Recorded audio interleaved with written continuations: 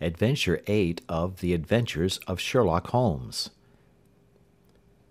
The Adventures of Sherlock Holmes by Sir Arthur Conan Doyle. Adventure 8. The Adventure of the Speckled Band. On glancing over my notes of the 70-odd cases in which I have during the last 8 years studied the methods of my friend Sherlock Holmes, I find many tragic, some comic, a large number merely strange, but none commonplace. For, working as he did rather for the love of his art than for the acquirement of wealth, he refused to associate himself with any investigation which did not tend towards the unusual, and even the fantastic. Of all these varied cases, however, I cannot recall any which presented more singular features than that which was associated with the well-known Surrey family of the Roylotts of Stoke Moran. The events in question occurred in the early days of my association with Holmes, when we were sharing rooms as bachelors in Baker Street.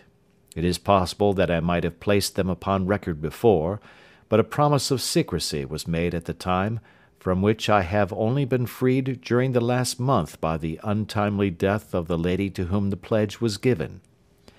It is perhaps as well that the fact should now come to light, for I have reasons to know that there are widespread rumours as to the death of Dr. Grimesby Roylott, which tend to make the matter even more terrible than the truth.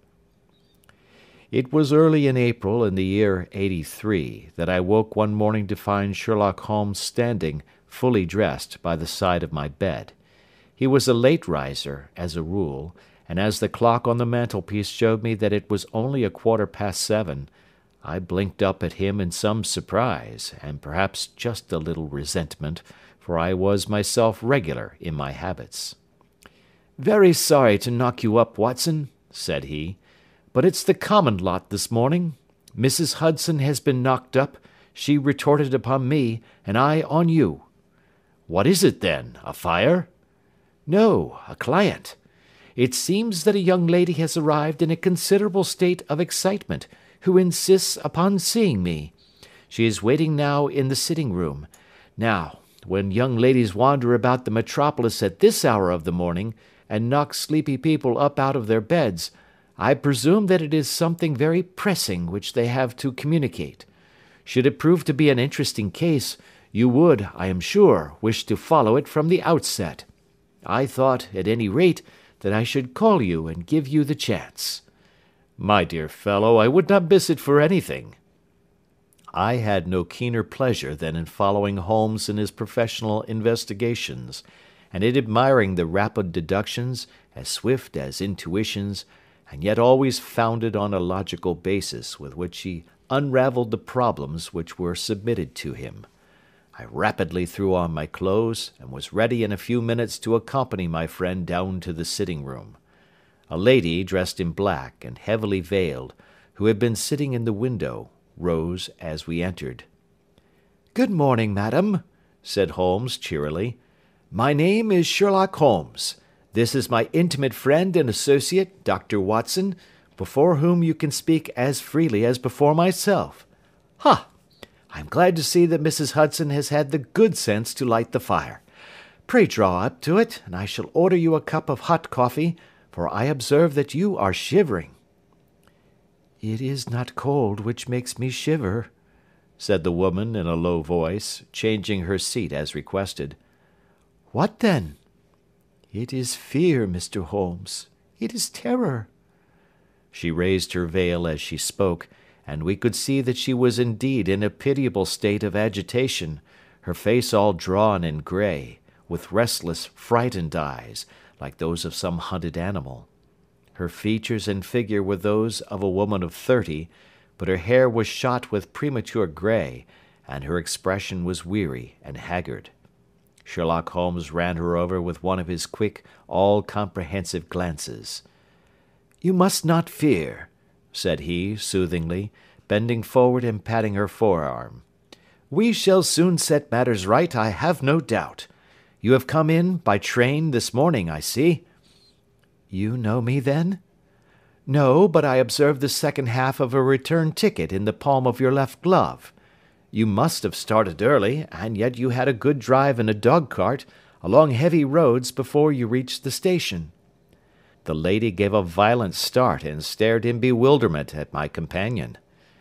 "There is no mystery, my dear madam," said he, smiling. "The left arm of your jacket is spattered with mud in no less than 7 places. The marks are perfectly fresh. There is no vehicle save a dog-cart which throws up mud in that way, and then only when you sit on the left-hand side of the driver." "Whatever your reasons may be, you are perfectly correct," said she. "I started from home before 6, reached Leatherwood at 20 past, and came in by the first train to Waterloo. Sir, I can stand this strain no longer. I shall go mad if it continues. I have no one to turn to, none, save only one, who cares for me, and he, poor fellow, can be of little aid. I have heard of you, Mr. Holmes. I have heard of you from Mrs. Farintosh, whom you helped in the hour of her sore need. It was from her that I had your address. Oh, sir, do you not think that you could help me, too, and at least throw a little light through the dense darkness which surrounds me? At present, it is out of my power to reward you for your services, but in a month or 6 weeks I shall be married, with the control of my own income, and then at least you shall not find me ungrateful." Holmes turned to his desk, and, unlocking it, drew out a small case-book, which he consulted. "Farintosh," said he. "Ah, yes, I recall the case. It was concerned with an opal tiara. I think it was before your time, Watson. I can only say, madam, that I shall be happy to devote the same care to your case as I did to that of your friend. As to reward, my profession is its own reward, but you are at liberty to defray whatever expenses I may be put to at the time which suits you best. And now I beg that you will lay before us everything that may help us in forming an opinion upon the matter." "Alas," replied our visitor, "the very horror of my situation lies in the fact that my fears are so vague, and my suspicions depend so entirely upon small points, which might seem trivial to another, that even he to whom of all others I have a right to look for help and advice looks upon all that I tell him about it as the fancies of a nervous woman. He does not say so, but I can read it from his soothing answers and averted eyes. But I have heard, Mr. Holmes, that you can see deeply into the manifold wickedness of the human heart. You may advise me how to walk amid the dangers which encompass me." "I am all attention, madam." "My name is Helen Stoner, and I am living with my stepfather, who is the last survivor of one of the oldest Saxon families in England, the Roylotts of Stoke Moran, on the western border of Surrey." Holmes nodded his head. "The name is familiar to me," said he. "The family was at one time among the richest in England, and the estates extended over the borders into Berkshire in the north, and Hampshire in the west.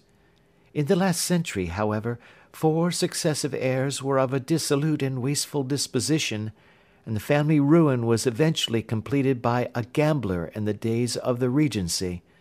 Nothing was left save a few acres of ground, and the 200-year-old house, which is itself crushed under a heavy mortgage.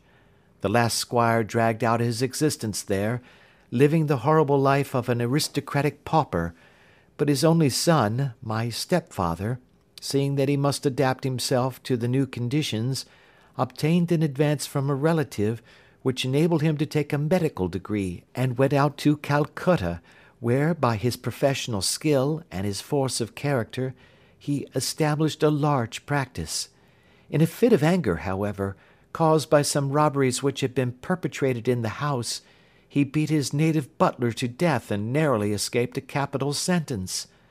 As it was, he suffered a long term of imprisonment, and afterwards returned to England a morose and disappointed man. When Dr. Roylott was in India he married my mother, Mrs. Stoner, the young widow of Major General Stoner, of the Bengal Artillery. My sister Julia and I were twins, and we were only 2 years old at the time of my mother's remarriage. She had a considerable sum of money, not less than £1,000 a year, and this she bequeathed to Dr. Roylott entirely while we resided with him, with the provision that a certain annual sum should be allowed to each of us in the event of our marriage. Shortly after our return to England my mother died. She was killed 8 years ago in a railway accident near Crewe. Dr. Roylott then abandoned his attempts to establish himself in practice in London, and took us to live with him in the old ancestral house at Stoke Moran. The money which my mother had left was enough for all our wants, and there seemed to be no obstacle to our happiness. But a terrible change came over our stepfather about this time. Instead of making friends and exchanging visits with our neighbours, who had at first been overjoyed to see a Roylott of Stoke Moran back in the old family seat, he shut himself up in his house, and seldom came out save to indulge in ferocious quarrels with whoever might cross his path. Violence of temper approaching to mania has been hereditary in the men of the family, and in my stepfather's case it had, I believe, been intensified by his long residence in the tropics. A series of disgraceful brawls took place, 2 of which ended in the police court, until at last he became the terror of the village, and the folks would fly at his approach, for he is a man of immense strength, and absolutely uncontrollable in his anger. Last week he hurled the local blacksmith over a parapet into a stream, and it was only by paying over all the money which I could gather together that I was able to avert another public exposure.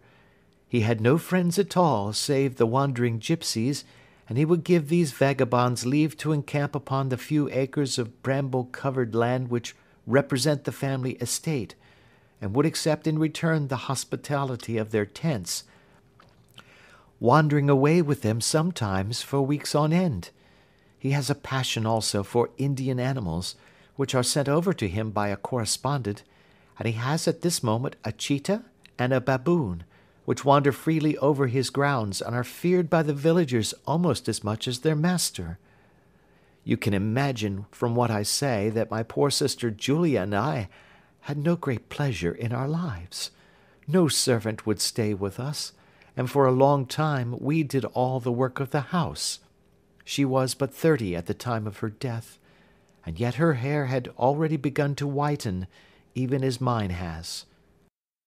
Your sister is dead, then? She died just 2 years ago, and it is of her death that I wish to speak to you. You can understand that, living the life which I have described, we were little likely to see anyone of our own age and position.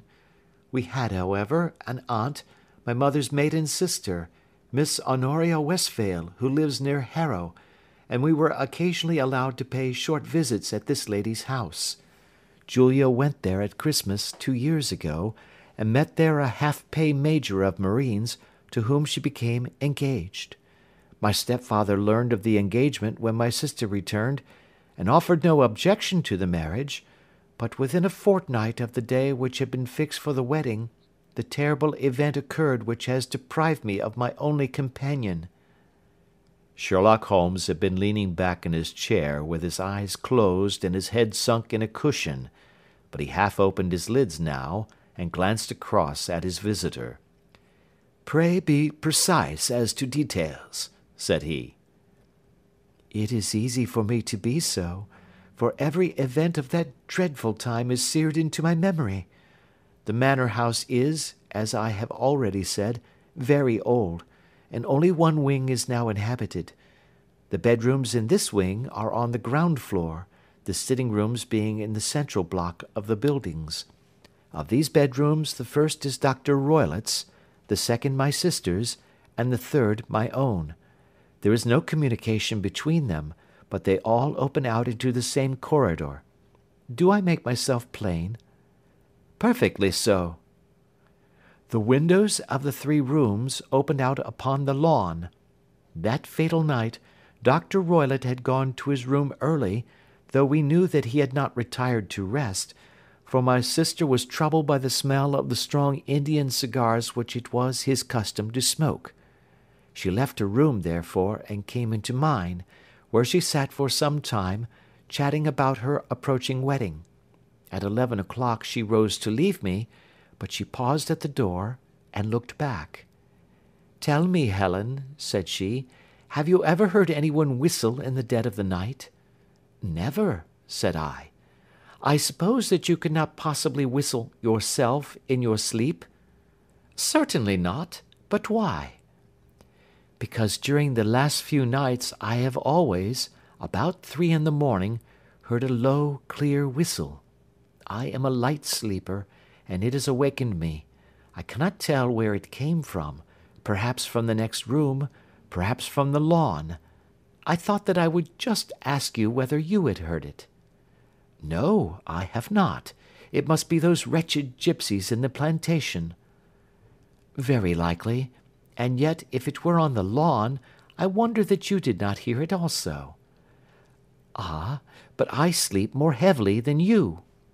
"Well, it is of no great consequence at any rate." She smiled back at me, closed my door, and a few moments later I heard her key turn in the lock. "Indeed," said Holmes. "Was it your custom always to lock yourselves in at night?" "Always." "And why?" "I think that I mentioned to you that the doctor kept a cheetah and a baboon. We had no feeling of security unless our doors were locked." "Quite so. Pray proceed with your statement." "I could not sleep that night. A vague feeling of impending misfortune impressed me. My sister and I, you will recollect, were twins, and you know how subtle are the links which bind two souls which are so closely allied. It was a wild night. The wind was howling outside, and the rain was beating and splashing against the windows. Suddenly, amid all the hubbub of the gale, there burst forth the wild scream of a terrified woman. I knew that it was my sister's voice. I sprang from my bed, wrapped a shawl round me, and rushed into the corridor. As I opened my door, I seemed to hear a low whistle, such as my sister described, and a few moments later a clanging sound, as if a mass of metal had fallen. As I ran down the passage, my sister's door was unlocked, and revolved slowly upon its hinges. I stared at it horror-stricken, not knowing what was about to issue from it. By the light of the corridor lamp I saw my sister appear at the opening, her face blanched with terror, her hands groping for help, her whole figure swaying to and fro like that of a drunkard. I ran to her, and threw my arms round her, but at that moment her knees seemed to give way, and she fell to the ground. She writhed as one who is in terrible pain, and her limbs were dreadfully convulsed. At first, I thought that she had not recognized me, but as I bent over her she suddenly shrieked out in a voice which I shall never forget, "Oh, my God, Helen! It was the band!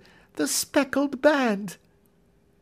There was something else which she would fain have said, and she stabbed with her finger into the air in the direction of the doctor's room, but a fresh convulsion seized her and choked her words.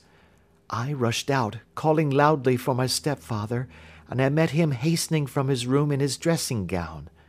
When he reached my sister's side she was unconscious, and though he poured brandy down her throat and sent for medical aid from the village, all efforts were in vain, for she slowly sank and died without having recovered her consciousness. Such was the dreadful end of my beloved sister. "One moment," said Holmes. "Are you sure about this whistle and metallic sound? Could you swear to it?" "That was what the county coroner asked me at the inquiry. It is my strong impression that I heard it, and yet, among the crash of the gale and the creaking of an old house, I may possibly have been deceived." "Was your sister dressed?" "No, she was in her nightdress. In her right hand was found the charred stump of a match, and in her left a matchbox."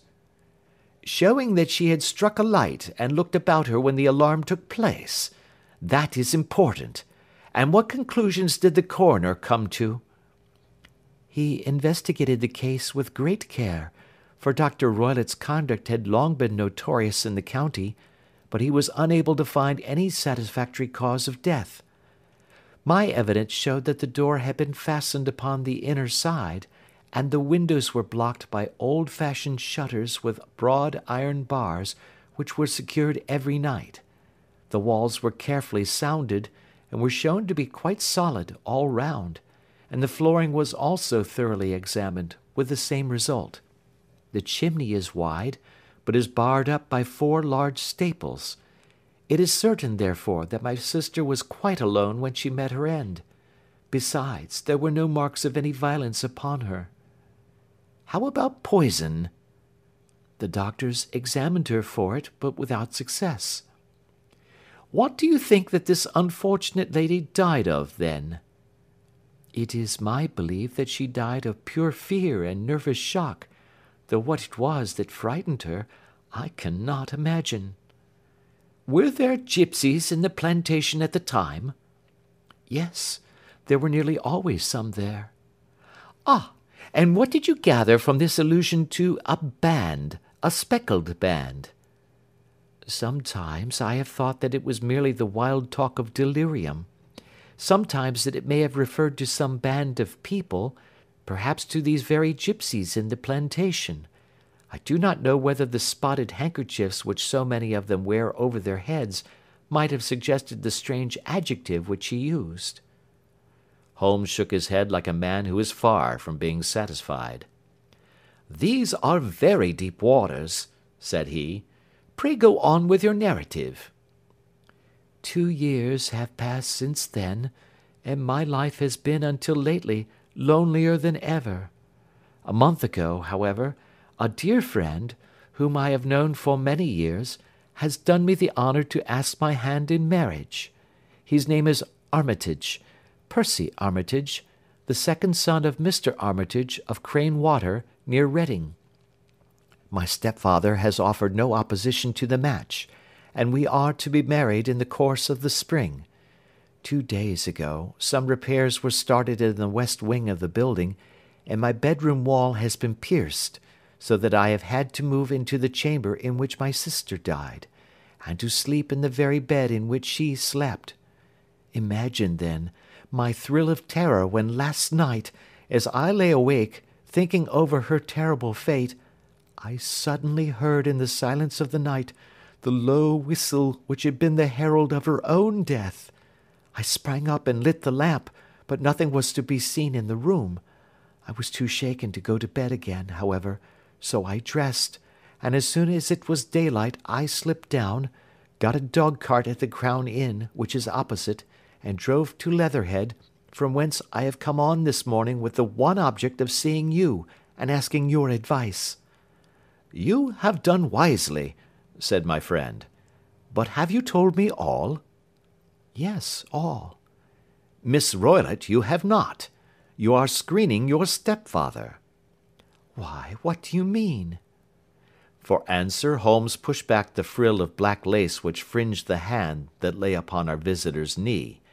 5 little livid spots, the marks of 4 fingers and a thumb, were printed upon the white wrist. "You have been cruelly used," said Holmes.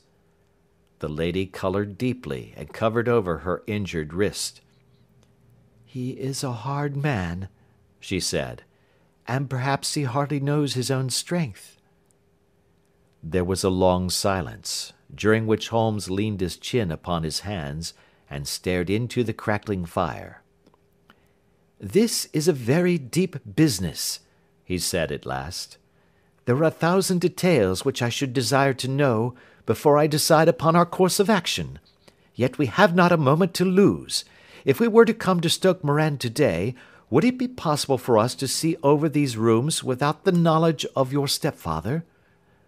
"As it happens, he spoke of coming into town today upon some most important business. It is probable that he will be away all day, and that there will be nothing to disturb you.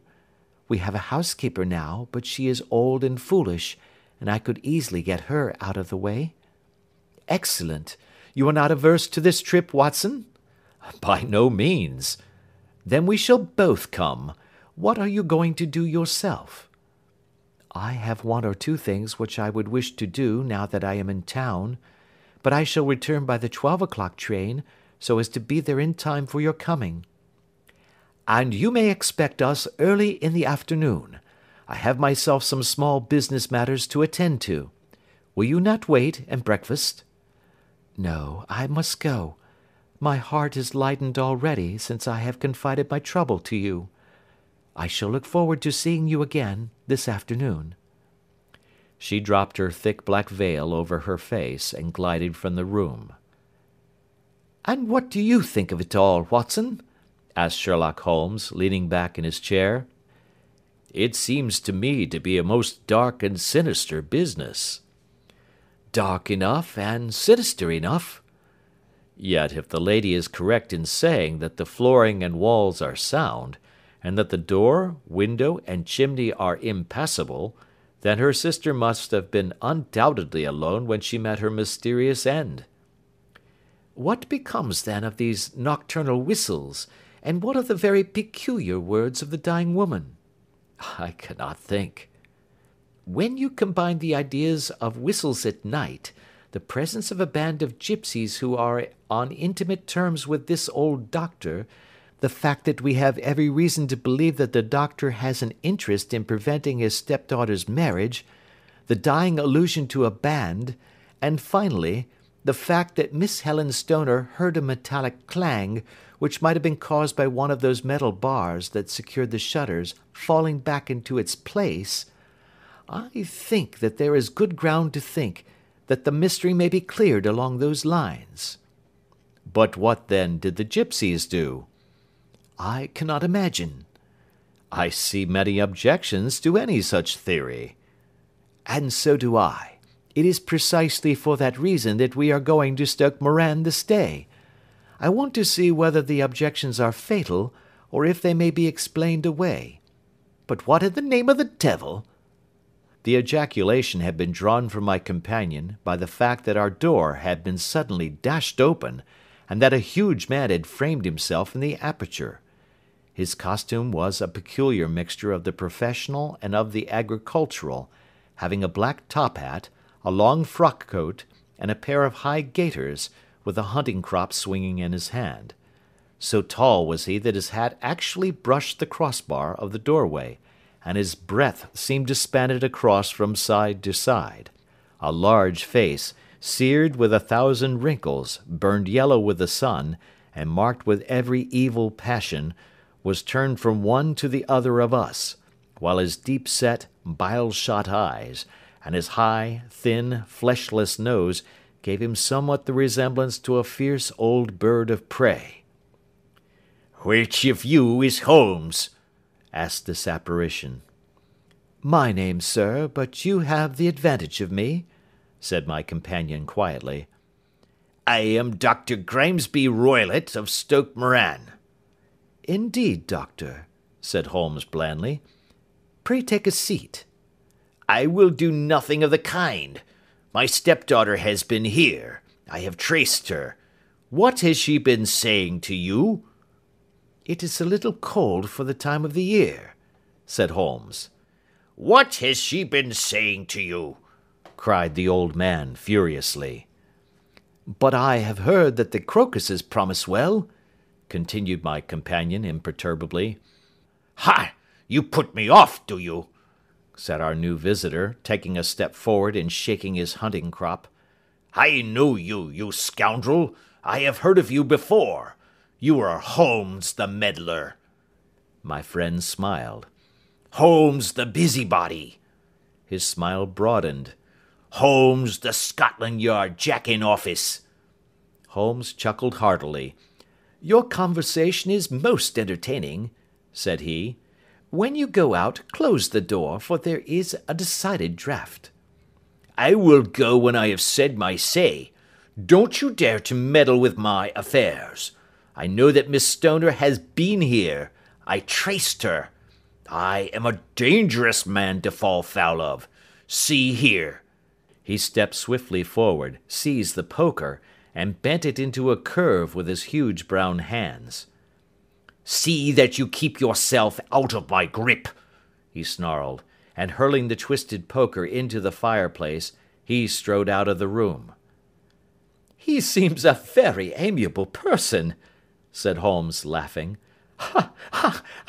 I am not quite so bulky, but if he had remained, I might have shown him that my grip was not much more feeble than his own." As he spoke, he picked up the steel poker and, with a sudden effort, straightened it out again. "Fancy his having the insolence to confound me with the official detective force! This incident gives zest to our investigation, however, and I only trust that our little friend will not suffer from her imprudence in allowing this brute to trace her. And now, Watson, we shall order breakfast, and afterwards I shall walk down to Doctors' Commons, where I hope to get some data which may help us in this matter." It was nearly 1 o'clock when Sherlock Holmes returned from his excursion. He held in his hand a sheet of blue paper, scrawled over with notes and figures. "I have seen the will of the deceased wife," said he. "To determine its exact meaning, I have been obliged to work out the present prices of the investments with which it is concerned. The total income, which at the time of the wife's death was little short of £1,100, is now, through the fall in agricultural prices, not more than £750. Each daughter can claim an income of £250 in case of marriage. It is evident, therefore, that if both girls had married, this beauty would have been a mere pittance, while even one of them would cripple him to a very serious extent. My morning's work has not been wasted, since it has proved that he has the very strongest motives for standing in the way of anything of the sort. And now, Watson, this is too serious for dawdling, especially as the old man is aware that we are interesting ourselves in his affairs. So if you are ready, we shall call a cab and drive to Waterloo. I should be very much obliged if you would slip your revolver into your pocket. An Ely's No. 2 is an excellent argument with gentlemen who can twist steel pokers into knots. That and a toothbrush are, I think, all that we need." At Waterloo we were fortunate in catching a train for Leatherhead, where we hired a trap at the station inn and drove for 4 or 5 miles through the lovely Surrey lanes. It was a perfect day, with a bright sun and a few fleecy clouds in the heavens. The trees and wayside hedges were just throwing out their first green shoots, and the air was full of the pleasant smell of the moist earth. To me, at least, there was a strange contrast between the sweet promise of the spring and this sinister quest upon which we were engaged. My companion sat in the front of the trap, his arms folded, his hat pulled down over his eyes, and his chin sunk upon his breast, buried in the deepest thought. Suddenly, however, he started, tapped me on the shoulder, and pointed over the meadows. "Look there," said he. A heavily timbered park stretched up in a gentle slope, thickening into a grove at the highest point. From amid the branches there jutted out the grey gables and high roof-tree of a very old mansion. "Stoke Moran?" said he. "Yes, sir, that be the house of Dr. Grimesby Roylott," remarked the driver. "There is some building going on there," said Holmes. "That is where we are going." "There's the village," said the driver, pointing to a cluster of roofs some distance to the left. "But if you want to get to the house, you'll find it shorter to get over this stile and so by the footpath over the fields. There it is, where the lady is walking." "And the lady, I fancy, is Miss Stoner," observed Holmes, shading his eyes. "Yes, I think we had better do as you suggest." We got off, paid our fare, and the trap rattled back on its way to Leatherhead. "I thought it as well," said Holmes as we climbed the stile, "that this fellow should think we had come here as architects, or on some definite business. It may stop his gossip. Good afternoon, Miss Stoner. You see that we have been as good as our word."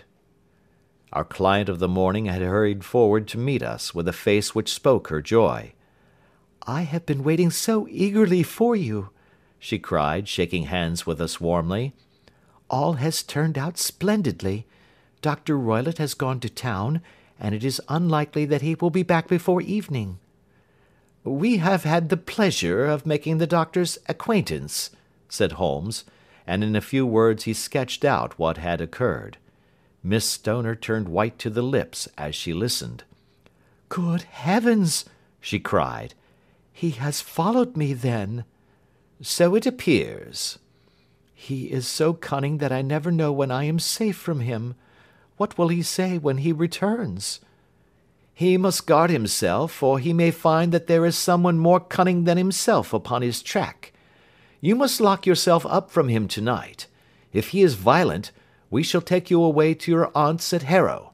Now, we must make the best use of our time, so kindly take us at once to the rooms which we are to examine." The building was of grey, lichen-blotched stone, with a high central portion and two curving wings, like the claws of a crab, thrown out on each side.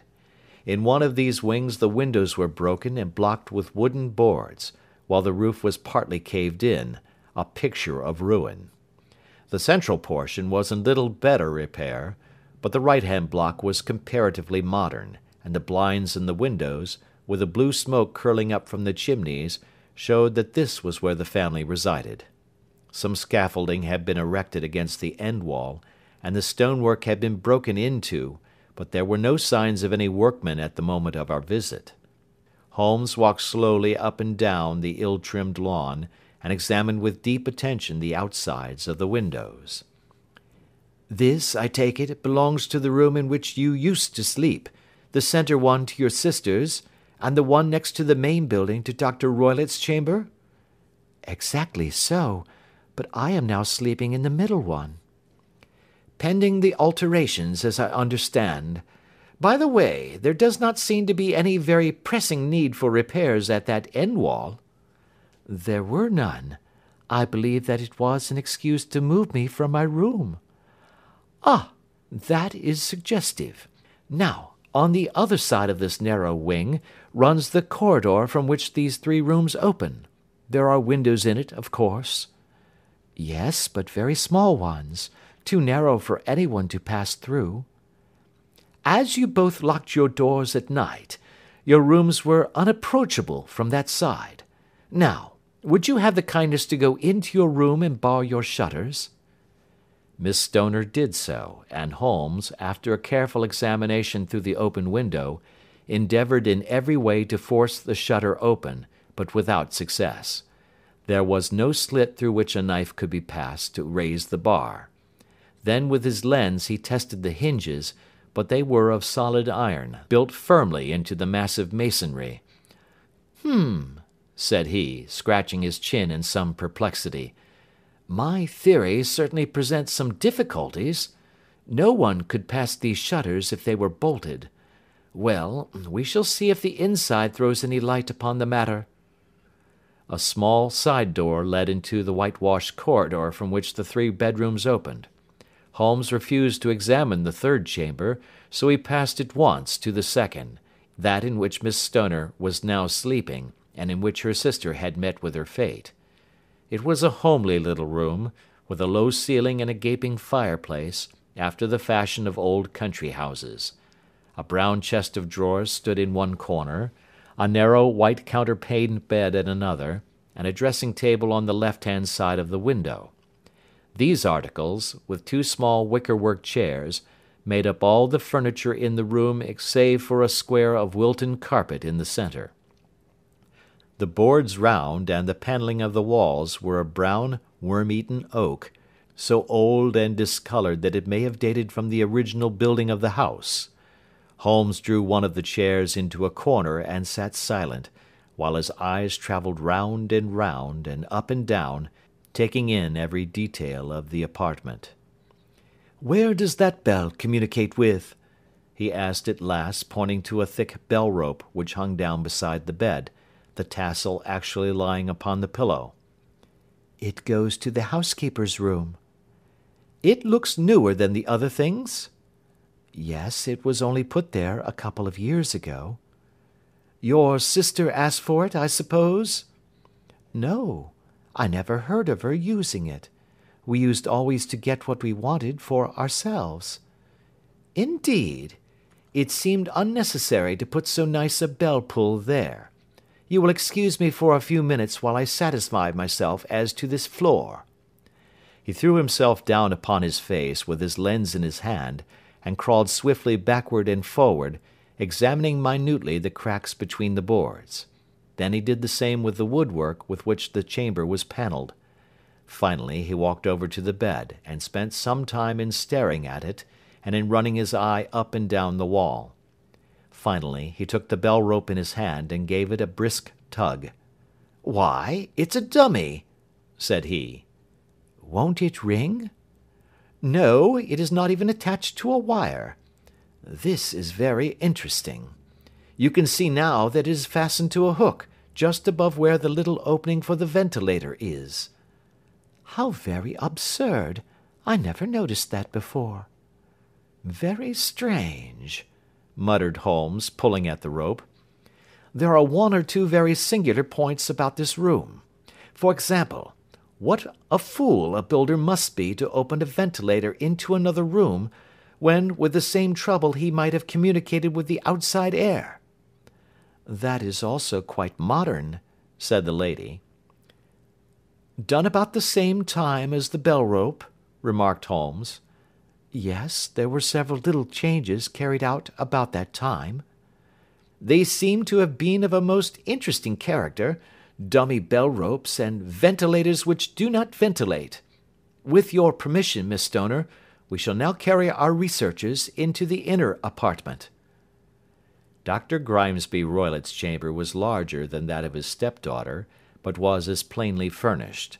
A camp bed, a small wooden shelf full of books, mostly of a technical character, an armchair beside the bed, a plain wooden chair against the wall, a round table, and a large iron safe were the principal things which met the eye. Holmes walked slowly round and examined each and all of them with the keenest interest. "What's in here?" he asked, tapping the safe. "My stepfather's business papers." "Oh, you have seen inside, then?" "Only once, some years ago. I remember that it was full of papers." "There isn't a cat in it, for example?" "No. What a strange idea." "Well, look at this." He took up a small saucer of milk which stood on the top of it. "No, we don't keep a cat, but there is a cheetah and a baboon." "Ah, yes, of course. Well, a cheetah is just a big cat, and yet a saucer of milk does not go very far in satisfying its wants, I dare say. There is one point which I should wish to determine."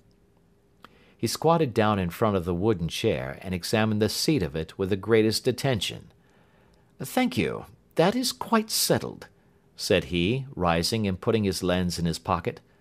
"Hello! Here is something interesting." The object which had caught his eye was a small dog lash hung on one corner of the bed. The lash, however, was curled upon itself, and tied so as to make a loop of whipcord. "What do you make of that, Watson?" "It's a common enough lash, but I don't know why it should be tied." "That is not quite so common, is it? Ah me! It's a wicked world, and when a clever man turns his brains to crime, it is the worst of all. I think that I have seen enough now, Miss Stoner, and with your permission we shall walk out upon the lawn."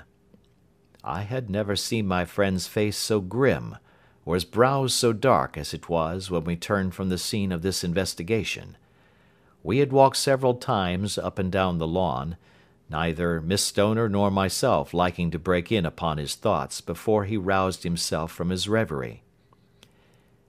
"It is very essential, Miss Stoner," said he, "that you should absolutely follow my advice in every respect." "I shall most certainly do so." "The matter is too serious for any hesitation. Your life may depend upon your compliance." "I assure you that I am in your hands." "In the first place, both my friend and I must spend the night in your room." Both Miss Stoner and I gazed at him in astonishment. "Yes, it must be so. Let me explain. I believe that is the village inn over there? Yes, that is the Crown. Very good. Your windows would be visible from there? Certainly. You must confine yourself to your room on pretence of a headache when your stepfather comes back. Then when you hear him retire for the night, you must open the shutters of your window, undo the hasp, put your lamp there as a signal to us, and then withdraw quietly with everything which you are likely to want into the room which you used to occupy. I have no doubt that, in spite of the repairs, you could manage there for one night. Oh, yes, easily. The rest you will leave in our hands. But what will you do? We shall spend the night in your room, and we shall investigate the cause of this noise which has disturbed you. I believe, Mr. Holmes, that you have already made up your mind, said Miss Stoner, laying her hand upon my companion's sleeve. Perhaps I have. Then, for pity's sake, tell me what was the cause of my sister's death. I should prefer to have clearer proofs before I speak. You can at least tell me whether my own thought is correct, and if she died from some sudden fright. No, I do not think so. I think that there was probably some more tangible cause. And now, Miss Stoner, we must leave you, for if Dr. Roylott returned and saw us, our journey would be in vain. Good-bye, and be brave, for if you will do what I have told you, you may rest assured that we shall soon drive away the dangers that threaten you. Sherlock Holmes and I had no difficulty in engaging a bedroom and sitting-room at the Crown Inn. They were on the upper floor, and from our window we could command a view of the avenue gate and of the inhabited wing of Stoke Moran Manor House. At dusk we saw Dr. Grimesby Roylott drive past, his huge form looming up beside the little figure of the lad who drove him. The boy had some slight difficulty in undoing the heavy iron gates, and we heard the hoarse roar of the doctor's voice, and saw the fury with which he shook his clenched fists at him. The trap drove on, and a few minutes later we saw a sudden light spring up among the trees as the lamp was lit in one of the sitting-rooms. "Do you know, Watson," said Holmes, as we sat together in the gathering darkness, "I have really some scruples as to taking you tonight. There is a distinct element of danger." "Can I be of assistance?" "Your presence might be invaluable." "Then I shall certainly come." "It is very kind of you." "You speak of danger. You have evidently seen more in these rooms than was visible to me." "No, but I fancy that I may have deduced a little more. I imagine that you saw all that I did." "I saw nothing remarkable save the bell-rope, and what purpose that could answer I confess is more than I can imagine." "You saw the ventilator too?" "Yes, but I do not think that it is such a very unusual thing to have a small opening between two rooms. It was so small that a rat could hardly pass through." "I knew that we should find a ventilator before ever we came to Stoke Moran." "My dear Holmes!" "Oh, yes, I did. You remember in her statement she said that her sister could smell Dr. Roylott's cigar. Now, of course that suggested at once that there must be a communication between the two rooms. It could only be a small one, or it would have been remarked upon at the coroner's inquiry. I deduced a ventilator." "But what harm can there be in that?" "Well, there is at least a curious coincidence of dates. A ventilator is made, a cord is hung, and a lady who sleeps in the bed dies. Does that not strike you?" "I cannot as yet see any connection." "Did you observe anything very peculiar about that bed?" "No." "It was clamped to the floor. Did you ever see a bed fastened like that before?" "I cannot say that I have." "The lady could not move her bed. It must always be in the same relative position to the ventilator and to the rope. Or so we may call it, since it was clearly never meant for a bell-pull." "Holmes," I cried, "I seem to see dimly what you are hinting at. We are only just in time to prevent some subtle and horrible crime." subtle enough and horrible enough. When a doctor does go wrong, he is the first of criminals. He has nerve and he has knowledge. Palmer and Pritchard were among the heads of their profession. This man strikes even deeper, but I think, Watson, that we shall be able to strike deeper still. Yet we shall have horrors enough before the night is over. For goodness' sake, let us have a quiet pipe, and turn our minds for a few hours to something more cheerful." About 9 o'clock the light among the trees was extinguished, and all was dark in the direction of the manor house. 2 hours passed slowly away, and then suddenly, just at the stroke of 11, a single bright light shone out right in front of us. "That is our signal," said Holmes, springing to his feet. "It comes from the middle window." As we passed out he exchanged a few words with the landlord, explaining that we were going on a late visit to an acquaintance, and that it was possible that we might spend the night there. A moment later we were out on the dark road, a chill wind blowing in our faces, and one yellow light twinkling in front of us through the gloom, to guide us on our sombre errand. There was little difficulty in entering the grounds, for unrepaired breaches gaped in the old park wall. Making our way among the trees, we reached the lawn, crossed it, and were about to enter through the window when out from a clump of laurel bushes there darted what seemed to be a hideous and distorted child, who threw itself upon the grass with writhing limbs and then ran swiftly across the lawn into the darkness. "My God!" I whispered. "Did you see it?" Holmes was for the moment as startled as I. His hand closed like a vice upon my wrist in his agitation. Then he broke into a low laugh and put his lips to my ear. "It is a nice household," he murmured. "That is the baboon." I had forgotten the strange pets which the doctor affected. There was a cheetah, too. Perhaps we might find it upon our shoulders at any moment. I confess that I felt easier in my mind when, after following Holmes's example and slipping off my shoes, I found myself inside the bedroom. My companion noiselessly closed the shutters, moved the lamp onto the table, and cast his eyes round the room. All was as we had seen it in the daytime. Then creeping up to me and making a trumpet of his hand, he whispered into my ear again so gently that it was all that I could do to distinguish the words. "The least sound would be fatal to our plans." I nodded to show that I had heard. "We must sit without light. He would see it through the ventilator." I nodded again.